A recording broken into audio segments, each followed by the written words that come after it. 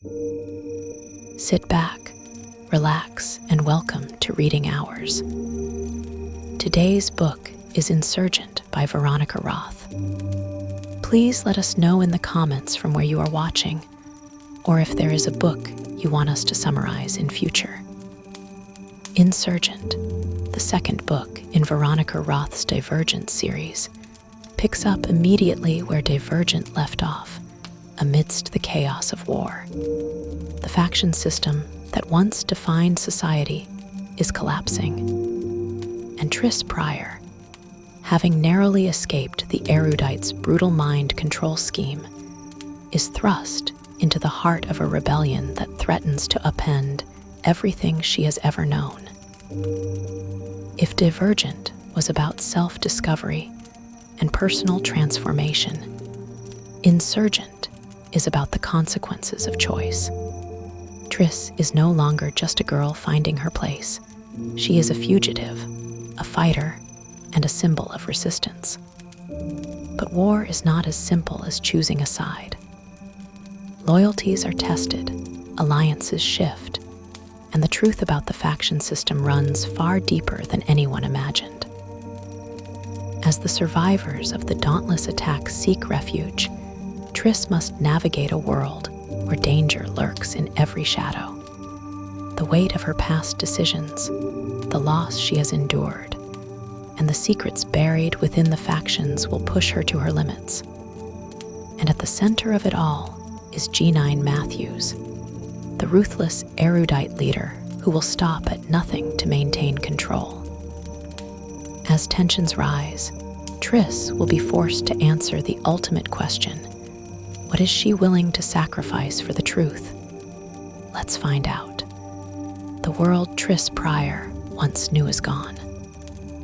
The rigid order of the factions has crumbled, and in its place, war and uncertainty have taken root. She stands on the edge of this new reality, carrying the weight of everything she has lost. The echoes of gunfire, the blank stares of the mind-controlled dauntless soldiers, and the bodies left in the streets of the abnegation sector. These images are seared into her mind. She cannot forget. She does not deserve to. Tris, Tobias, Caleb, Marcus, and Peter are fugitives, fleeing into the unknown. The train rattles beneath them as they ride toward the Amity compound, the wind whipping against their faces. Tris grips the edge of a wooden crate, her body tense and weary. Tobias is beside her, silent but watchful, his presence steady despite the chaos swirling around them. Caleb, her older brother, looks shaken, his hands trembling slightly in his lap. He betrayed their parents, chose Erudite, and now, with abnegation in ruins, he is left stranded between guilt and uncertainty.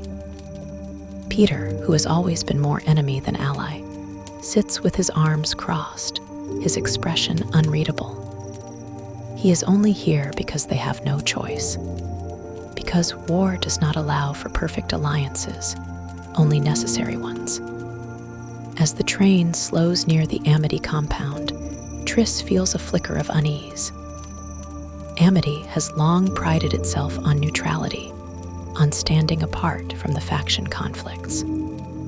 But now, with the city divided and the factions unraveling, how much longer can they afford to stay neutral? They climb off the train, moving through the fields toward the large communal building at the heart of the Amity settlement. The world here is so different from the wreckage they left behind.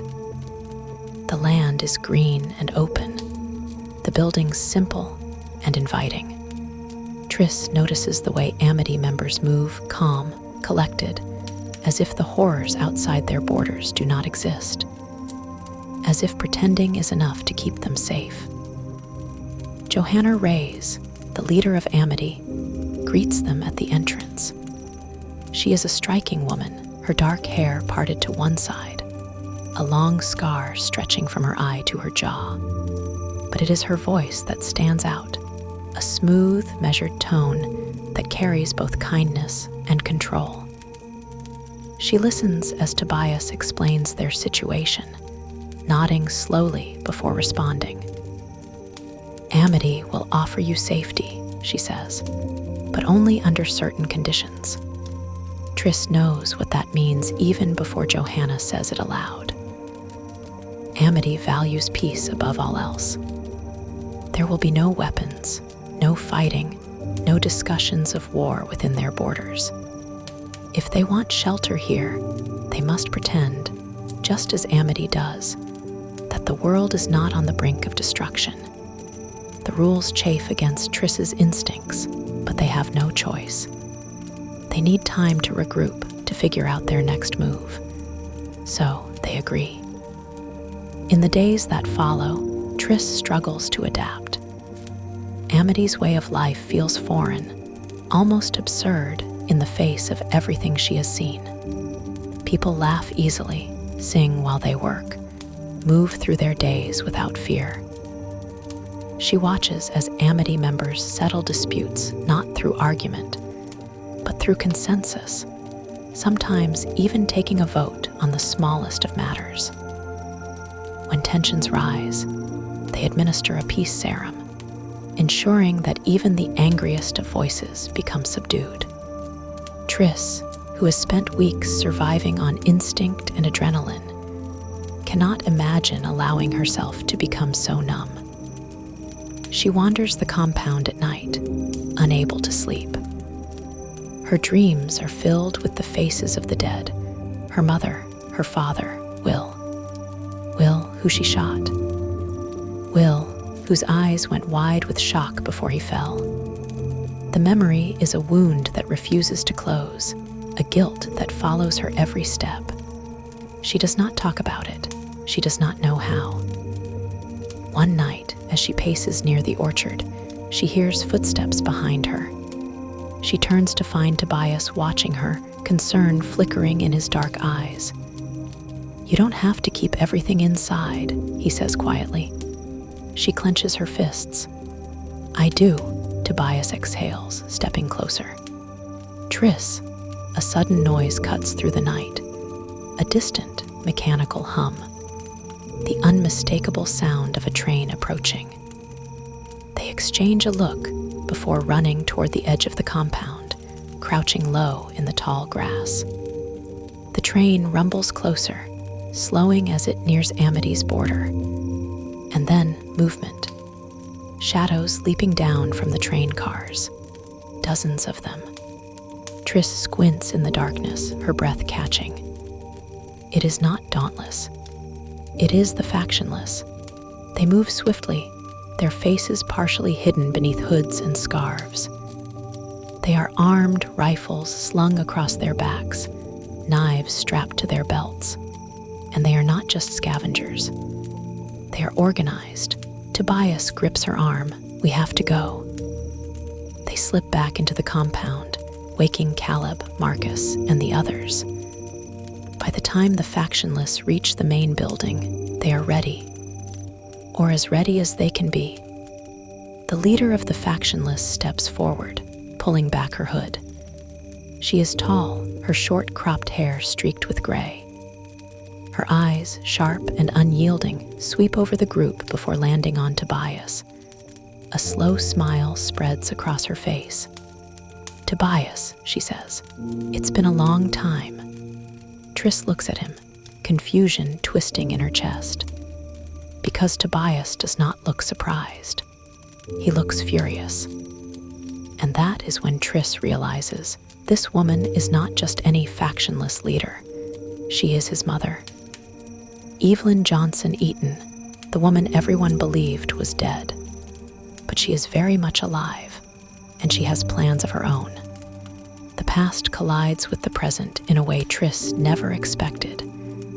She watches Tobias, her heart pounding, as he stares at the woman standing before him. His mother, Evelyn Johnson Eaton, the woman who was supposed to be dead. Her presence sends a ripple through the group, but Tobias remains unreadable, his jaw tight. Triss can see the tension in his posture. the way his hands clench at his sides. Evelyn, however, stands calmly, watching him with a quiet intensity. There is something calculating about her, something deliberate in the way she moves and speaks. "It's been a long time," she says again, as if waiting for him to respond. Tobias does not. Instead, it is Johanna Reyes who speaks first, stepping forward with her usual measured grace. "Evelyn," she says, inclining her head slightly. "I wasn't aware the factionless were mobilizing so boldly." Evelyn's lips curve into a small smile. "It's a new world now. We must adapt." Triss exchanges a glance with Tobias, trying to gauge his thoughts, but his expression remains guarded. Marcus, however, is less composed. His face is rigid with disapproval, his grip tightening around his sleeves. "You should not be here," Marcus says, his voice sharp. Evelyn tilts her head slightly, a flicker of amusement crossing her face. "And yet, here I am." Triss senses something deeper between them, an old wound still raw. But there is no time to dwell on it. Evelyn has brought the factionless here for a reason. And Triss suspects it is not just to reunite with her estranged son. Evelyn shifts her attention back to the rest of the group. "We know what happened in the city," she says. "We know about G9's attack, about the dauntless traitors who helped her. And we know that the factions are crumbling." Her gaze sweeps across them. The time of factions is over. It's time to build something new. Her words hang in the air, thick with implication. Triss narrows her eyes. "You want to destroy the factions entirely." Evelyn looks at her, appraising. "The factions were meant to bring order. Instead, they brought division and war. They have outlived their purpose." She pauses. "We have a chance to make something better." There is something compelling about her argument, something that makes Triss's stomach twist. The faction system is broken. But would dismantling it entirely be any better? Could society function without it? Tobias finally speaks, his voice cool. "And how do you plan to do that?" Evelyn looks at him carefully. "We have numbers, we have resources, and we have people willing to fight." A tension settles between them, a conversation unspoken but understood. Evelyn is not just asking for Tobias's cooperation, she is expecting it. Before he can respond, Johanna clears her throat, stepping in once again. "I think we all need some time to consider our next steps. Amity is a sanctuary, not a battleground." Evelyn studies her for a moment before giving a small nod. "Of course, we will take our leave soon." She looks back at Tobias. "But I would like to speak with my son before we go." Tobias's expression does not change. "Fine."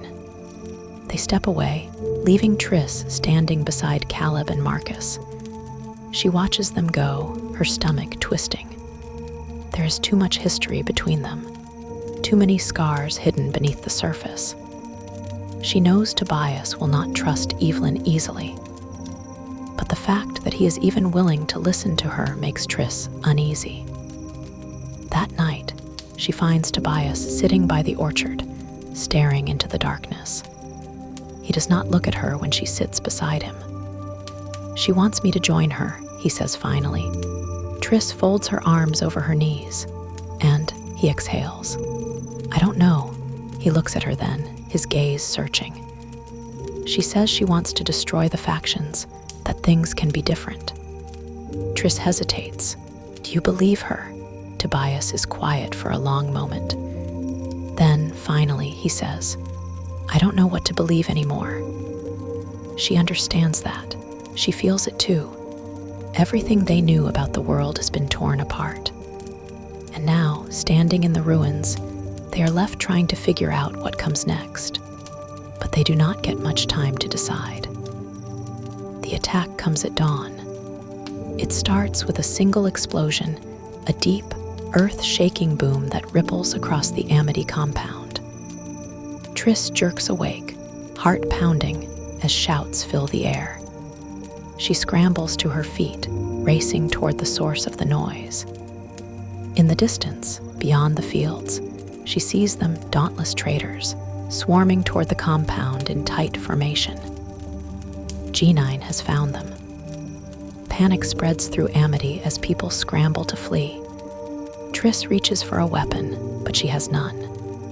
Amity's rules. They surrendered everything when they arrived, and now they are defenseless. She spins, searching for Tobias. He is already moving, his instincts sharp. "We have to go," he says, grabbing her hand. Now, they push through the chaos, dodging panicked Amity members. Caleb is beside them, his face pale, Marcus close behind. The dauntless traders move with precision, their weapons raised, their expressions cold. G9 is not here, but her influence is unmistakable. One of them spots Triss and raises his gun. She reacts without thinking, diving to the ground as the bullet whizzes past her shoulder. Tobias yanks her up and they run. The trees blur around them as they sprint toward the only escape route left, the train tracks. Peter stumbles into their path, breathless. "Train," he gasps. Coming, the sound of it grows louder, the rhythmic clatter of wheels against steel. Their only chance. The group reaches the tracks just as the train roars into view. It is moving fast, too fast, but there is no other option. Tobias leaps first, gripping the metal handle and hauling himself onto the car. Triss is right behind him, adrenaline surging as she grabs hold, pulling herself up. Caleb struggles, his grip slipping. Triss reaches for him, grabbing his wrist, yanking him onto the platform just as Marcus and Peter scramble up behind him. The train barrels forward, the Amity compound shrinking in the distance. Smoke rises from the buildings, the morning sky streaked with gray. They have escaped, but they are not safe. And Triss knows, wherever they go next, the war will follow. The rhythmic clatter of the train tracks beneath them does little to settle Triss's nerves. Every breath she takes is laced with exhaustion and uncertainty, her body still tense from the frantic escape from Amity. Beside her, Tobias crouches near the edge of the train car, his sharp eyes scanning the landscape as it rushes past them. They are heading back toward the city, toward the wreckage of the world they once knew. Caleb is slumped against the metal wall, still breathless, his glasses slightly askew. His face is pale, his eyes distant. Triss wants to feel something for him, for the brother she grew up with, the one who once held her hand when they were children and whispered stories to her at night. But all she can think about is how he betrayed her, how he sided with G9, with the people who murdered her parents. She clenches her jaw and looks away. Peter is nearby, rubbing his wrist where he scraped it during the frantic leap onto the train. His usual smirk is gone, replaced with something unreadable. Triss doesn't trust him, probably never will, but for now, they are bound together by the simple fact that they are all running from the same enemy. The wind whips around them as the train barrels forward. "We need a plan," Tobias says, his voice steady despite everything. "We need to get to Candor," Marcus interjects from his corner of the train car. His presence grates on Triss.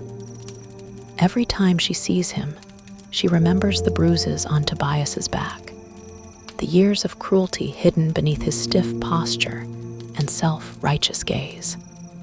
Tobias's jaw tightens. "And why would we do that?" "Because Candor is neutral territory," Marcus says smoothly. "They still hold their trials, their laws. G9 won't strike them openly without risking backlash. It's the safest place to regroup. Triss folds her arms. Safe. No place is safe anymore. They also have resources, Marcus continues. And if we want to fight back, we need allies. Tobias is silent for a moment, considering. Then he looks at Triss. What do you think? She hesitates. She doesn't trust Marcus, and she doesn't particularly trust Candor either. But Marcus isn't wrong. G9 has control over most of the city now. The dauntless traitors have sided with her. Erudite is running the show, and abnegation has been almost completely wiped out. Amity was never going to be an option. That leaves only two factions, Candor and the factionless. She meets Tobias's gaze. I think it's our best shot. He nods once, then turns back to the tracks, watching as the skyline of the city slowly comes into view. By the time they reach Candor headquarters, the weight of exhaustion presses down on all of them. The towering glass structure is as cold and imposing as Triss remembers. Candor never bothered with the kind of rigid separations that defined other factions. Their entire compound is open, with no doors to hide behind, no walls to conceal secrets. The moment they step into the lobby, they are surrounded by armed guards dressed in black and white. Drop your weapons, one of them commands. Tobias raises his hands in surrender. Triss does the same, though she hesitates before unclipping her gun and letting it drop to the floor. She feels exposed without it, vulnerable. Jack Kang, the leader of Candor, arrives moments later. He is a man of controlled expressions, his dark eyes scrutinizing them. You come here seeking sanctuary, he says. It's not a question, it's a statement. Yes, Tobias answers. Jack's gaze lingers on him. You understand that Candor does not harbor fugitives without reason. We're not fugitives, Triss snaps before she can stop herself. Jack raises a brow. That remains to be determined. There is something unsettling in the way he looks at them, something that makes Triss's stomach twist. She knows how Candor operates, truth above all else. They do not take people at their word. Her suspicions are confirmed when Jack gestures to his guards. We'll discuss your intentions further, but first, you will take the truth serum. Triss feels a jolt of unease. She remembers what truth serum feels like. She remembers sitting in abnegation, the thick haze that settled over her mind, the way her body betrayed her by speaking secrets she never wanted to reveal. And now, here in a place where they have no control, she and Tobias are expected to surrender to it.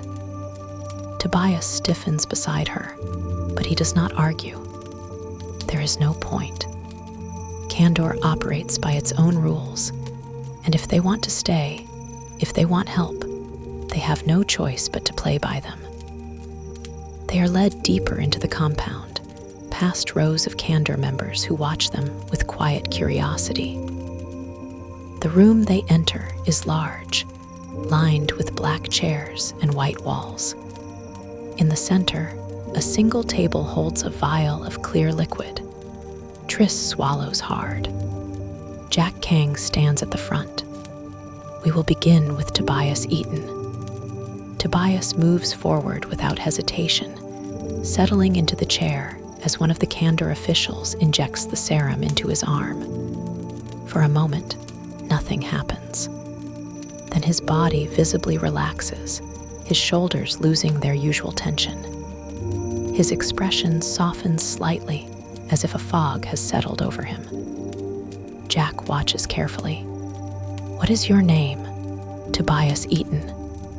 Where do your loyalties lie? Tobias blinks once, as if trying to fight against the influence of the serum, but the answer comes anyway. With Triss, his voice is quiet but firm. With what's right? Jack studies him, then nods. Do you intend to do harm to Candor? No.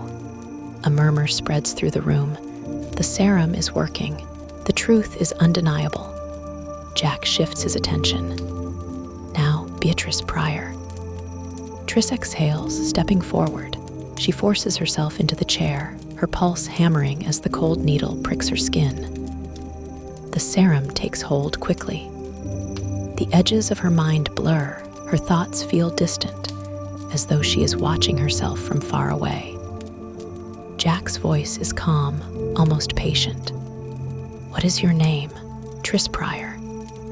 Did you aid in the attack against Erudite? No. Jack's gaze sharpens. Did you kill anyone? The question slams into her like a physical blow. Her breath catches. She can feel the words bubbling inside her, the confession pressing against her lips.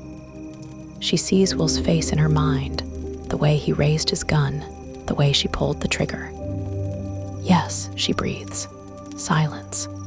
The room feels impossibly still. She cannot lift her head to see their reactions, but she knows they are staring at her, judging. Tobias is beside her now, his presence steady, but she does not dare look at him. Jack's voice does not change. Who did you kill? She forces the word past her lips. Will. Another silence, then whispers. She wants to run, she wants to disappear, but she can't, because it's the truth. And the truth is inescapable. Triss sits frozen in the chair, the weight of her confession settling over her like an iron shroud. The murmurs in the Candor courtroom grow louder, people whispering behind their hands, trading glances that range from shock to disgust. She cannot bear to look at Tobias. She knows he is beside her, watching, listening, but she cannot face him, not after admitting in front of an entire faction that she killed Will. Jack Kang remains unreadable, his dark eyes scanning her carefully. The truth serum compels honesty, but it does not allow for explanation. It does not provide context. All they have heard is that she pulled the trigger, that she killed one of her own. They do not know how Will was under simulation control, how he would have killed her if she hadn't acted first. Tobias speaks before Jack can. The attack on abnegation wasn't a war, it was an extermination. His voice is firm, steady, as if trying to redirect the focus. G9 was controlling dauntless soldiers, turning them into weapons. That's why Will died. That's why her parents died. If she hadn't defended herself, she would be dead too. Jack tilts his head slightly, considering this. So you claim it was self-defense? Triss wants to say yes, but her throat is dry. She knows it was self-defense. Logically, she knows. But emotionally, the guilt has gnawed at her for days, growing heavier with each passing moment. Yes, Tobias answers for her. And that's the truth. Jack does not immediately respond. Then he turns to his people. This trial is over. There is a ripple of surprise across the Candor members, but Jack raises a hand, silencing them. They have taken the truth serum. They have answered truthfully. We will not condemn them for surviving. Triss exhales, though her relief is not complete. The weight of Will's death will not be lifted by words alone. The guards escort them out of the chamber, and as they step into the hallway, Tobias reaches for her hand. She hesitates, but he holds on, grounding her. It's over, he murmurs. She shakes her head. It'll never be over. The next few hours are tense. Candor does not hold them prisoner, but they are under constant watch. Jack allows them temporary shelter, but there is no trust between them yet. Triss feels the unease of the Candor members as they pass by, whispering about her, about the girl who killed her own friend. She and Tobias are given a room to stay in, a small space with little more than a bed and a set of chairs. The moment the door closes, she leans against the wall, pressing her hands over her face. Tobias watches her carefully. "You need to stop punishing yourself." She lets out a bitter laugh. "That's easy for you to say." His jaw tightens. "I know what it's like to make impossible choices, Tris." She doesn't respond, because deep down she knows he's right. Before either of them can say more, there is a sharp knock at the door. When Tobias opens it, Christina is standing there, her expression unreadable. Tris's stomach clenches. She hasn't spoken to Christina since everything happened. And now, after her confession in the trial, there is no avoiding this moment. Christina steps inside, crossing her arms. "You killed him." Tris opens her mouth, but no words come out. Christina swallows hard. "Why didn't you tell me?" Tears burn at the edges of Tris's eyes. "I didn't know how." Christina shakes her head. "That's not good enough." Her voice cracks, but she doesn't look away. "You were my best friend, and Will he was," she inhales sharply, struggling to steady herself. "You don't get to keep this from me." Tris forces herself to meet her gaze. "I know, and I'm sorry, I swear I am." Christina clenches her fists. "Sorry doesn't bring him back." "No, it doesn't." Tris's voice is barely above a whisper. They stand in silence. The air between them is thick with unspoken words, with pain and loss and betrayal. Christina finally exhales, shaking her head again. "I don't know if I can forgive you." Tris nods, because she understands. Then Christina turns and leaves, and Tris feels like she has lost something else, something she might never get back. The uneasy peace in Candor is shattered the next night. Tris is lying awake when she hears it, a sharp, metallic sound, followed by muffled shouts. She bolts upright, reaching for the gun beneath her pillow.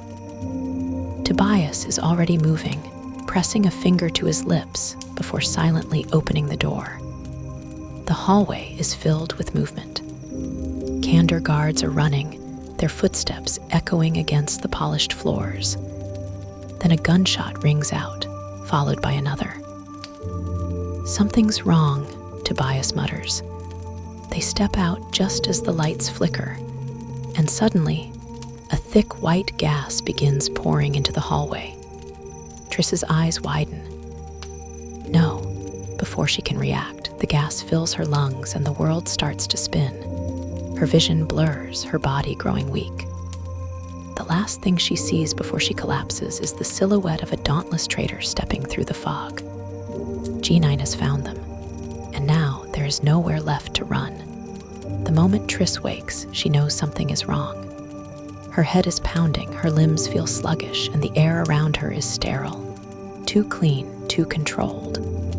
She blinks rapidly, struggling to focus, and the white glow of artificial lights floods her vision. The ceiling above her is smooth, clinical, and for a split second, she wonders if she is back at Erudite headquarters.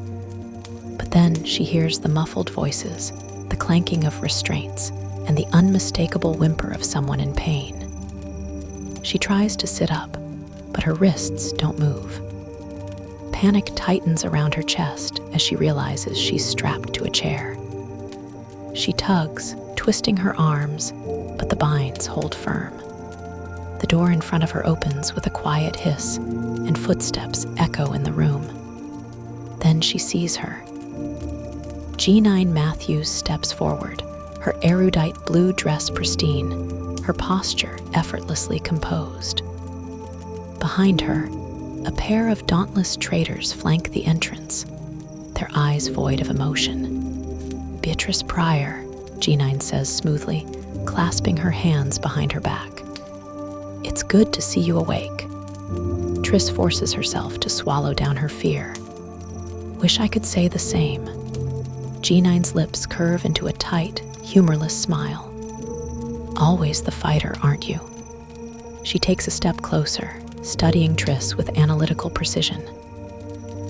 I must say, your survival skills are quite remarkable. But then again, I suppose I shouldn't be surprised. Divergents tend to be adaptable. Triss stiffens at the word. Divergent. That is why she's here. That is why G9 has hunted her down. Where is Tobias? Triss demands, ignoring the dryness in her throat. G9 doesn't answer right away.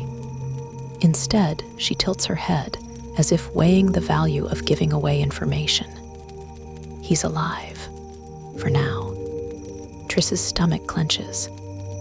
If you hurt him, you'll what? G9 interrupts, raising an eyebrow. You have no power here, Triss.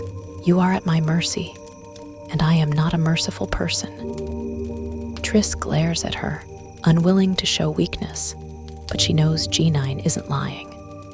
She has spent weeks avoiding this fate, running, fighting, hiding.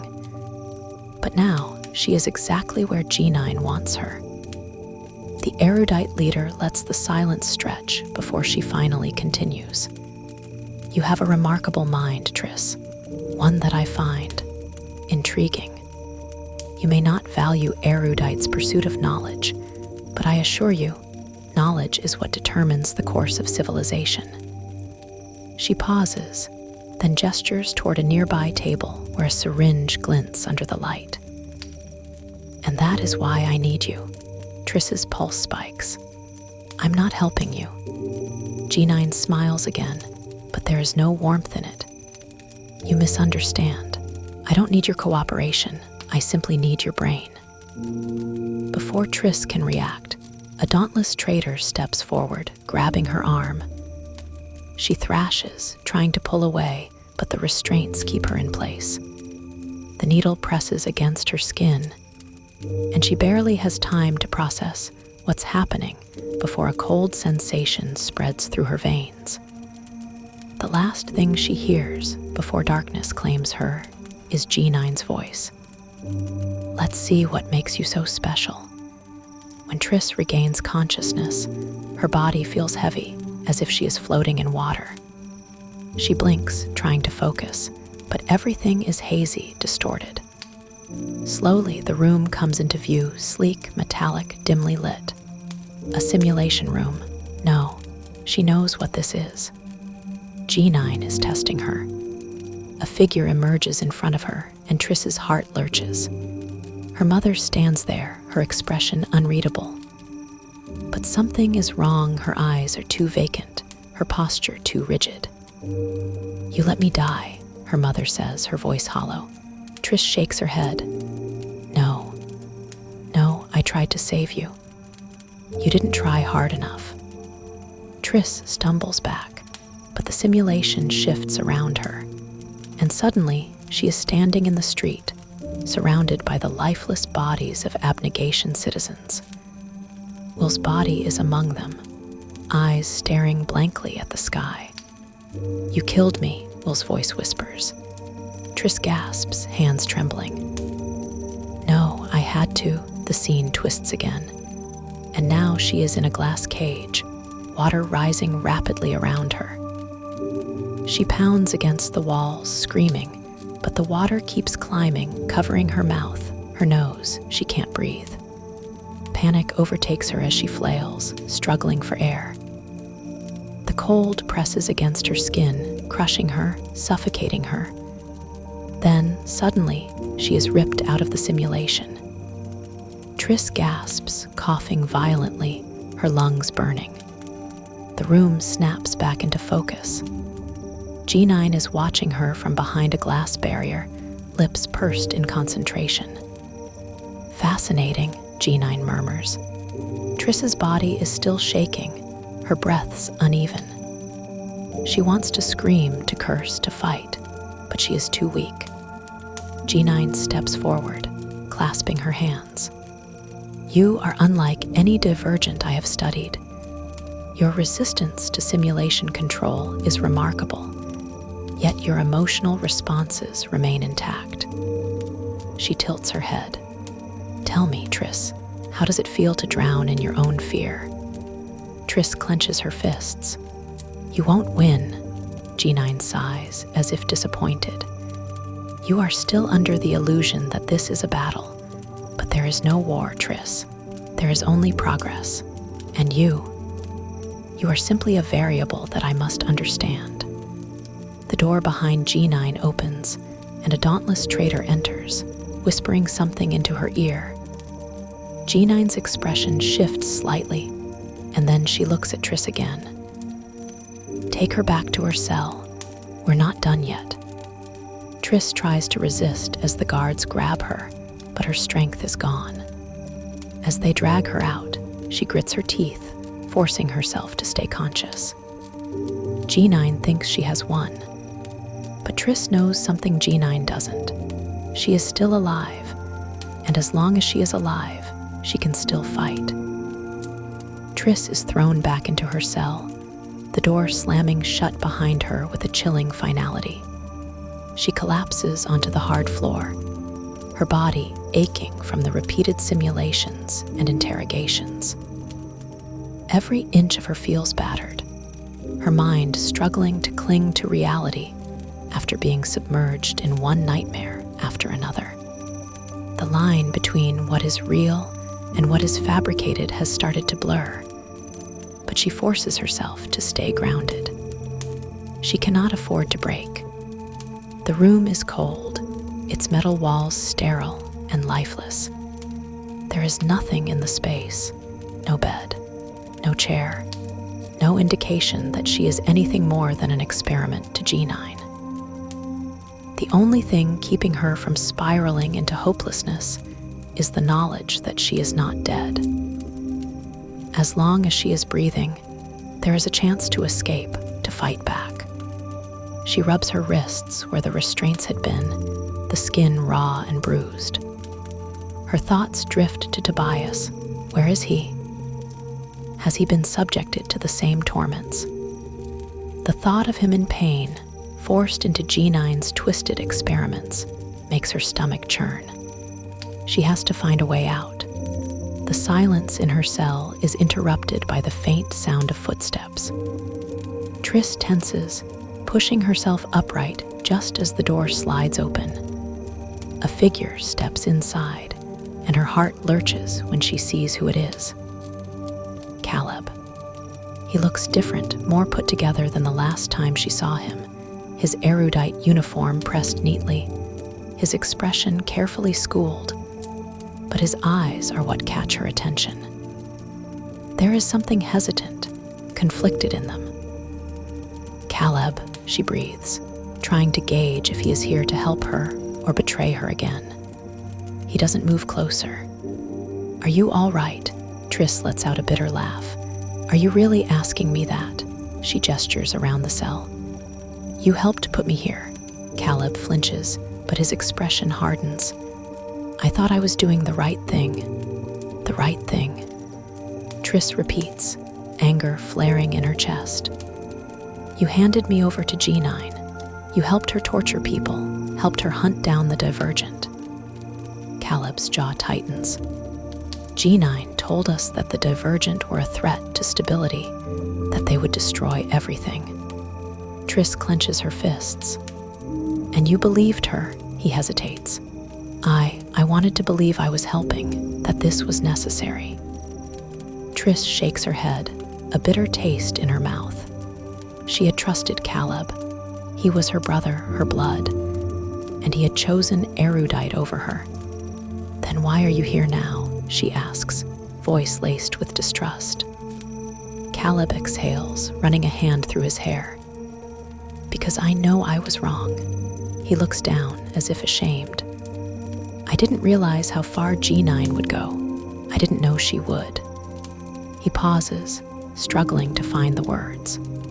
She's testing something new, a simulation serum that even Divergents can't resist. Triss stiffens. The idea is terrifying. She has always relied on her ability to resist simulations. If G9 finds a way to strip that away. Caleb continues. She's close to perfecting it, and she's using you to do it. Triss swallows hard. So what? You're here to warn me, to ease your guilt? I'm here to get you out. Triss blinks, momentarily stunned. She studies Caleb's face, searching for any sign of deception, but there is only desperation. There's a weakness in the security system, he explains quickly. G9 thinks she's accounted for everything, but she's overconfident. There's a way out through the service corridors beneath the building. If we time it right, we can get to the others before G9 realizes what's happening. Triss echoes warily. Caleb straightens. Yes, I'm coming with you. Triss hesitates. Every instinct tells her not to trust him. He has already betrayed her once. How can she be sure he won't do it again? But the alternative is staying here, being G9's experiment, until her mind shatters completely. She grits her teeth. Fine. But if you try anything, I won't, Caleb says quickly. I swear. Triss doesn't respond. She isn't sure she believes him. The escape is risky. Caleb leads her through the corridors, moving with tense urgency. Every time they turn a corner, Triss expects to see dauntless traitors waiting for them, weapons drawn. The air is thick with the sterile scent of Erudite headquarters, and the hum of machinery vibrates beneath their feet. Caleb stops at a door, quickly inputting a series of codes into the keypad. The lock clicks open, and he gestures for Triss to follow him inside. The room beyond is small and dimly lit, filled with storage crates and unused equipment. This way, Caleb whispers, leading her toward a vent in the far wall.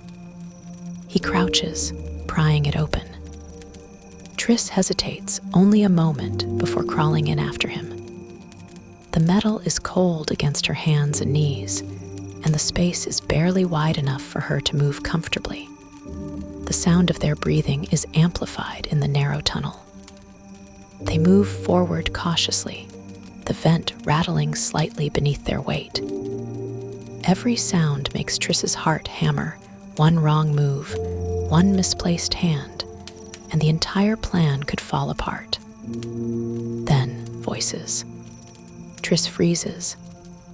Below them, a group of dauntless traitors are patrolling the hall. Their footsteps echo, their weapons clinking softly at their sides. G9 wants her alive, one of them mutters.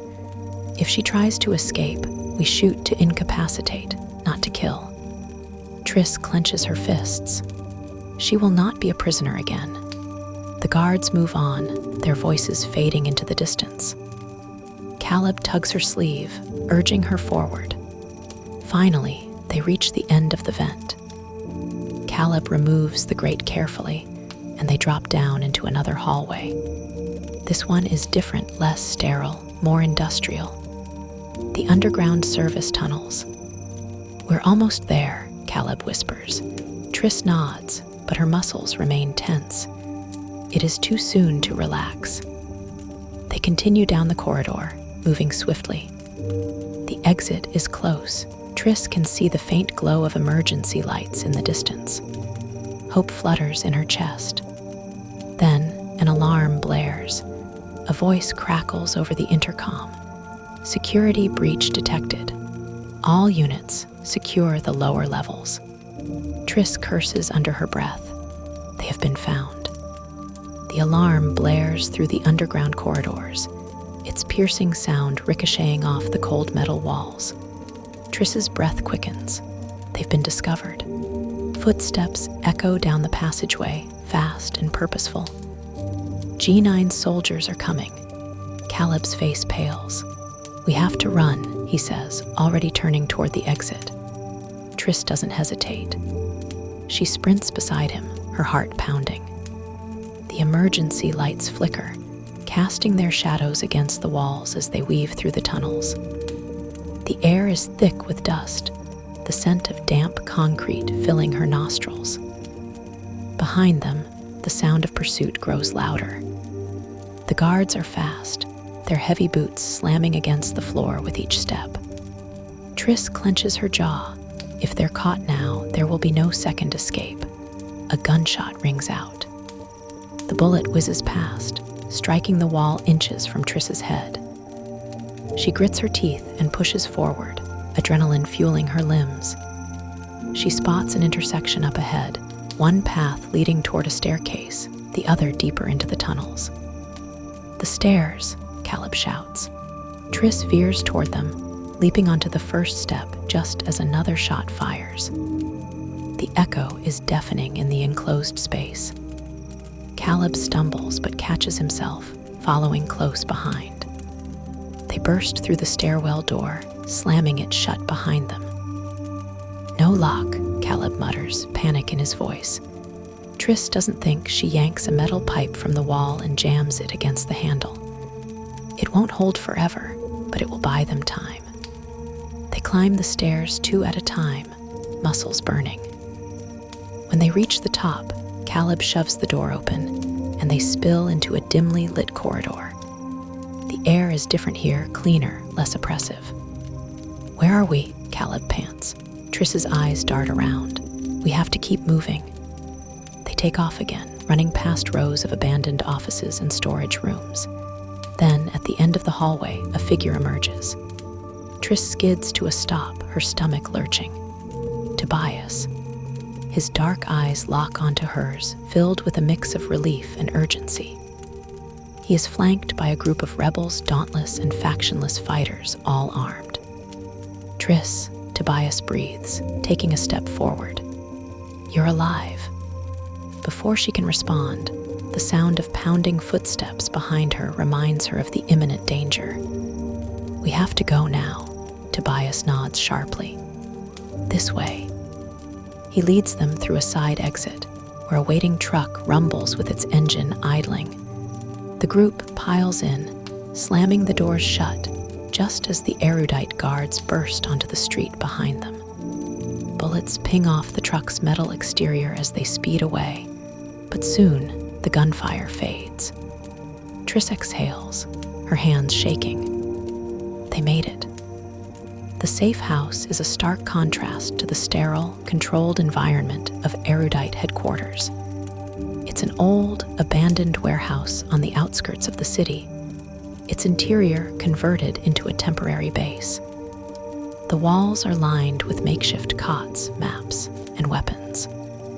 The factionless and the dauntless rebels move through the space, tending to the wounded, strategizing their next move. Triss sits on a crate, her head still spinning from the escape. Tobias stands nearby, watching her carefully.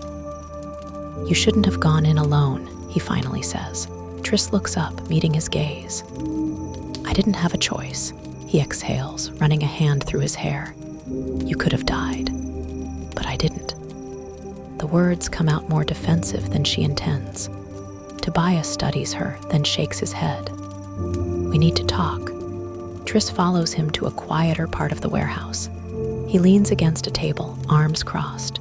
G9 is getting desperate. She's losing control, and she knows it. "She's working on a new serum," Triss tells him. "One that can control divergence." Tobias's expression darkens. "If she succeeds, she can turn us into weapons," Triss finishes. Tobias presses his fingers against his temples. "We need to take Erudite down, completely." Triss hesitates. She has always known they would have to fight, but the idea of destroying an entire faction unsettles her. Caleb approaches then, his expression unreadable. There's something else. Both Triss and Tobias turn toward him. Caleb takes a deep breath. "I know where G9's storing the data. The information she's been hiding from everyone." Triss's pulse quickens. "Where?" "In a secure lab," Caleb says. "It's encrypted, but I can get us in." Tobias straightens. "Then we need to move fast." Triss nods. G9 is running out of time, and so are they. One way or another, this will end soon. The air inside the warehouse is tense, thick with anticipation. Triss paces back and forth, her mind racing. The revelation that G9 is hiding crucial information in a secure lab changes everything. This is not just about taking down Erudite anymore. It's about uncovering the truth. A a truth that G9 has desperately tried to bury. Tobias and the factionless leaders huddle over a table covered in blueprints and hand-drawn schematics of Erudite headquarters. Evelyn, Tobias's mother and the leader of the factionless, speaks in a low, commanding voice. "We strike tonight." Triss watches her closely. There is something unsettling about Evelyn's cold efficiency, the way she calculates every move without hesitation. She claims to want a new world free of factions, but Triss wonders if her rule would be any different from G9's. Tobias looks up from the map. "We'll need 2 teams, one to create a distraction and draw the guards away, the other to infiltrate the lab and retrieve the data." His eyes meet Triss's. "I need you with me." She nods without hesitation.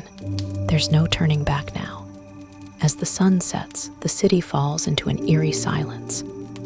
Triss grips the handle of her gun tightly, her fingers slick with sweat. She is dressed in all black, her heartbeat steady but fast. Around her, the others move like shadows, preparing for the mission ahead.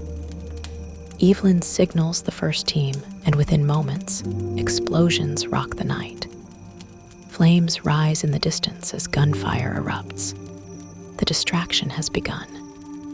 "Go," Tobias hisses, and Triss follows him, staying low as they slip through the chaos and into the depths of Erudite headquarters. Inside, the hallways are cold and sterile, illuminated by the glow of overhead fluorescent lights.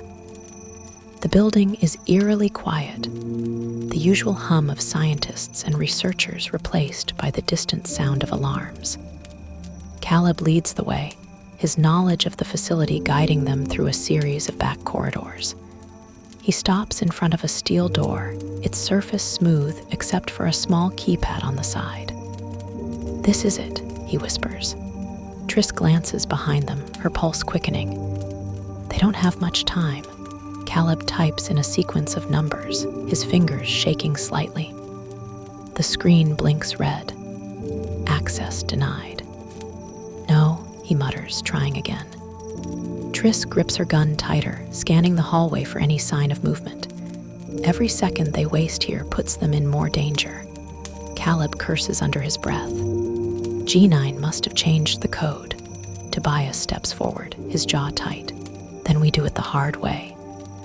He pulls a small explosive device from his belt and affixes it to the door's control panel. "Stand back." The explosion is small but effective. The door groans, then slides open. Inside, the lab is pristine, rows of computer screens lining the walls. In the center of the room sits a large cylindrical device, wires snaking from its base like vines. Triss steps forward, her breath catching in her throat. This is it. The secret G9 has been guarding so fiercely. Caleb rushes to one of the computers, his hands flying over the keyboard. "I'm downloading the files now," he says. Triss watches him, her heart hammering. She doesn't know what they'll find, but she knows it will change everything. A noise from the hallway makes her spin around. Shadows move beyond the glass walls. "They're coming," Tobias says. Caleb's fingers move faster. Just a few more seconds. Triss grips her gun, ready for a fight. The truth is within their reach, but will they escape with it? The seconds feel like an eternity as Caleb continues working at the terminal, his fingers moving frantically across the keyboard. Triss stands beside him, gun raised, her ears straining for any sign of approaching footsteps. The air is thick with tension, the soft hum of the computers the only sound within the sterile lab. "Almost there," Caleb mutters under his breath. Tobias tightens his grip on his weapon, glancing toward the glass doors that separate them from the hallway. Shadows flicker on the other side, movement. The Erudite guards are closing in. "We need to hurry," Tobias says sharply. Caleb doesn't respond, his eyes locked onto the screen. A progress bar slowly fills, painfully sluggish. Triss shifts her weight, her heart pounding in her chest. They are running out of time. Every second they linger increases the risk of getting caught. Then, from the hallway, a voice calls out. "We know you're in there." Triss barely has time to react before gunfire erupts, the sound deafening in the enclosed space. Bullets shatter the glass walls, sending shards flying through the air. Triss ducks, shielding her face as a rain of glass cascades onto the floor. Tobias reacts instantly, firing back through the broken glass. The shots echo as the hallway explodes into chaos. Caleb, now would be a great time to finish. Triss yells, crouching behind a desk for cover. "I'm trying," Caleb snaps, his fingers shaking. The download bar creeps closer to completion, agonizingly slow. Tobias fires another shot, hitting one of the guards. The man collapses, but more take his place.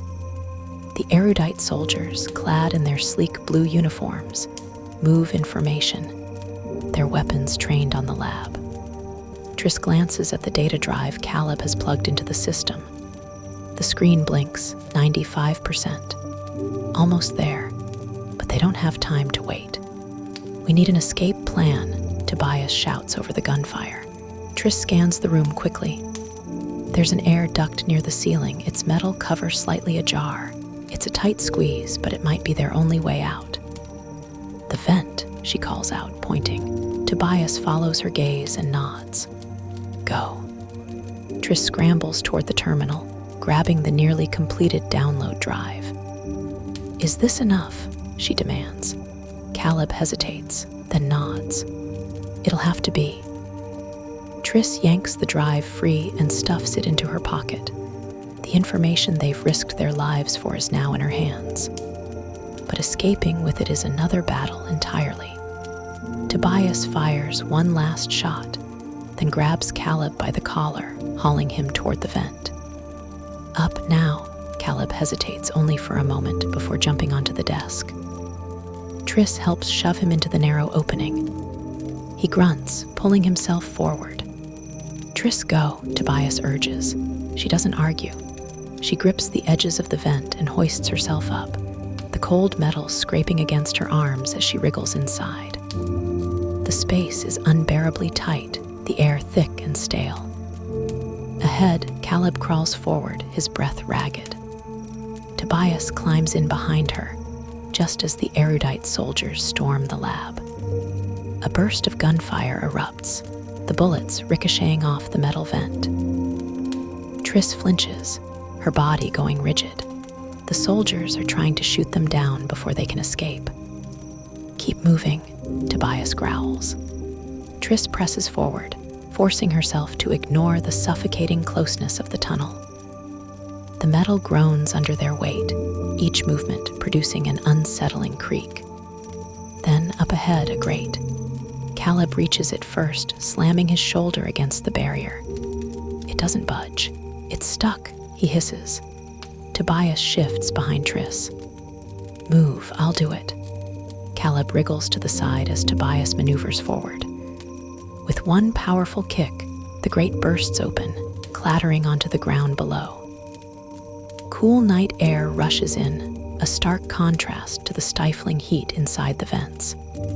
Triss takes a deep breath before dropping down, landing on the rough pavement in a crouch. She glances around. They are in an alleyway behind Erudite headquarters. The streets are eerily quiet, the sounds of battle distant. Caleb drops down beside her, followed by Tobias. "We need to get out of here," Tobias says, his voice low. Triss grips the data drive tightly in her fist.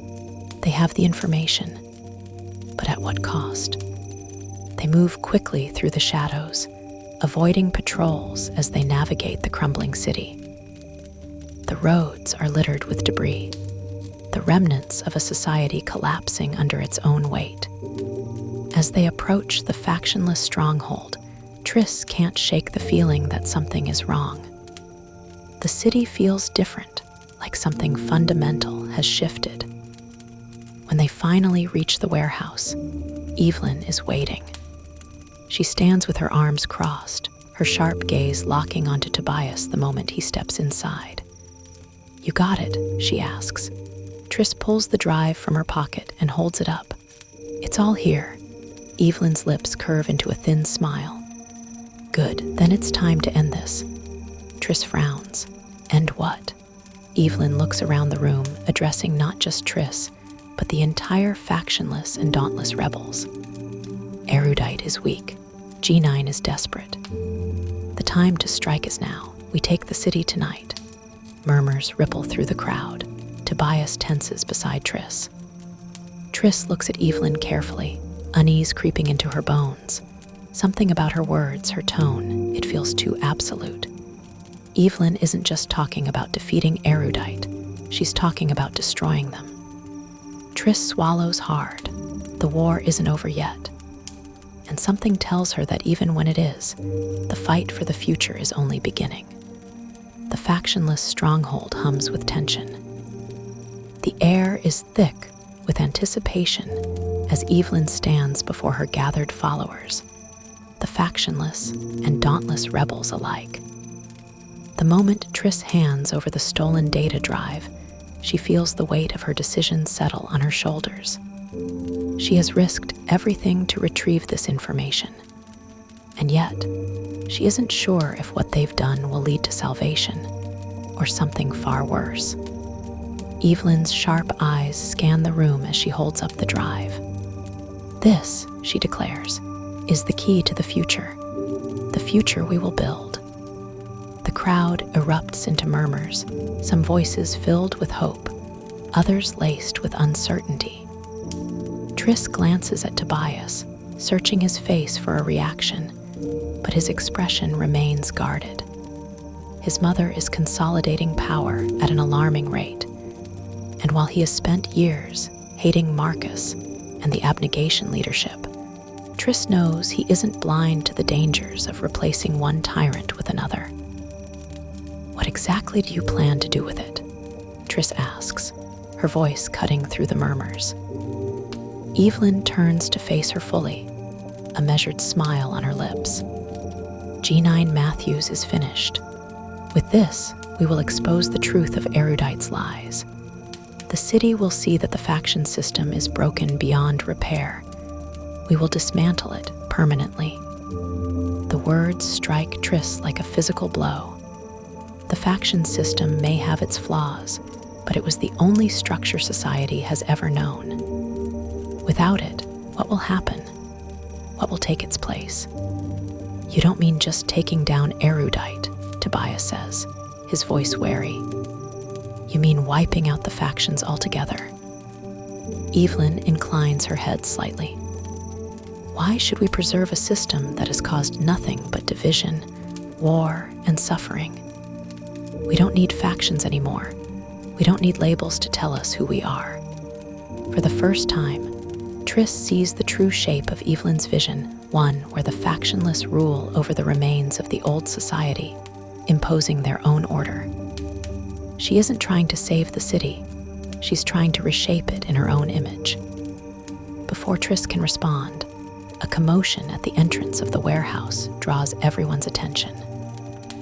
A small group of dauntless rebels burst in, their faces grim. At the front stands Kara, Will's sister, her expression grave. "We have a problem," she announces, holding up a small device. Triss's heart stutters as she recognizes it. It's a communication tablet, one of the few still functioning in the city. Kara taps the screen, and suddenly, the warehouse fills with the sound of a recorded voice. A woman's voice, a voice Triss doesn't recognize. "This is Edith Pryor," the voice begins, calm and deliberate. "And if you are hearing this, then you have reached the conclusion of the experiment." A hush falls over the room as the voice continues. Triss listens, her breath caught in her throat, as Edith Pryor explains what no one had ever known. The city, their entire society, is an experiment, a controlled test. The faction system was never meant to last forever. They were never meant to remain locked inside the city's walls. They were meant to leave. The words unravel everything. Triss feels like the ground has been ripped from beneath her feet. Everything she has ever believed, everything she has ever fought for, it was all part of an experiment designed by people on the outside.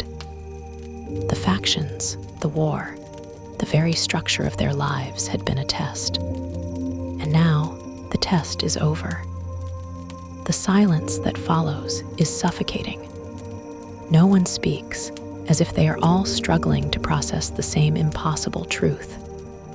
Triss turns to Tobias, but he looks just as stunned, his posture rigid, his eyes distant. His entire life has been defined by his hatred of the faction system, by his struggle to escape its control. But now, that system has been revealed to be nothing more than an illusion. Evelyn is the first to recover. She steps forward, her expression unreadable. "So," she says, voice steady, "the world is bigger than we thought." Triss clenches her fists. The city isn't just a battleground for factions, it's a prison. And outside these walls, something else exists. Something that has been watching them all this time. "We have to leave," Triss says, barely above a whisper. "We have to find out what's out there." Evelyn scoffs. "And do what? Walk blindly into the unknown?" Triss shakes her head. "Staying here means living in a lie. I can't do that." Evelyn's gaze hardens. "You don't have to. You can stay and help rebuild. We don't need factions, and we don't need whatever is out there." But Triss knows she can't stay. She has spent too long fighting for truth to turn away from it now. The city is no longer enough. She needs to see the world beyond it. She looks at Tobias, and this time, when their eyes meet, she sees the decision forming in his mind. He won't stay under Evelyn's rule. He won't be part of another system of control. "We leave at dawn," Triss says, her voice firm. "Not everyone will go. Some will choose to remain, to fight for a new city." But Triss knows that beyond the walls, there is another battle waiting, one that might finally reveal the truth about everything. As the night deepens, Triss stands near the warehouse doors, staring toward the city limits. Somewhere beyond those walls is the answer to every question she has ever had. And tomorrow, she will find it. With the shocking revelation that their entire society is part of a controlled experiment, Insurgent brings the fight for truth to an entirely new level. The battles within the city were just the beginning. And now Triss and her friends must face an even greater challenge: the unknown world beyond the walls. The story continues in Insurgent, the final book in Veronica Roth's thrilling trilogy. As Triss and Tobias venture beyond the city, they will uncover secrets that redefine everything they thought they knew. What lies beyond the walls? Who has been watching them all this time? And what price will they pay for freedom? Join us in the next installment as we dive into Insurgent, where the truth is more dangerous than they ever imagined.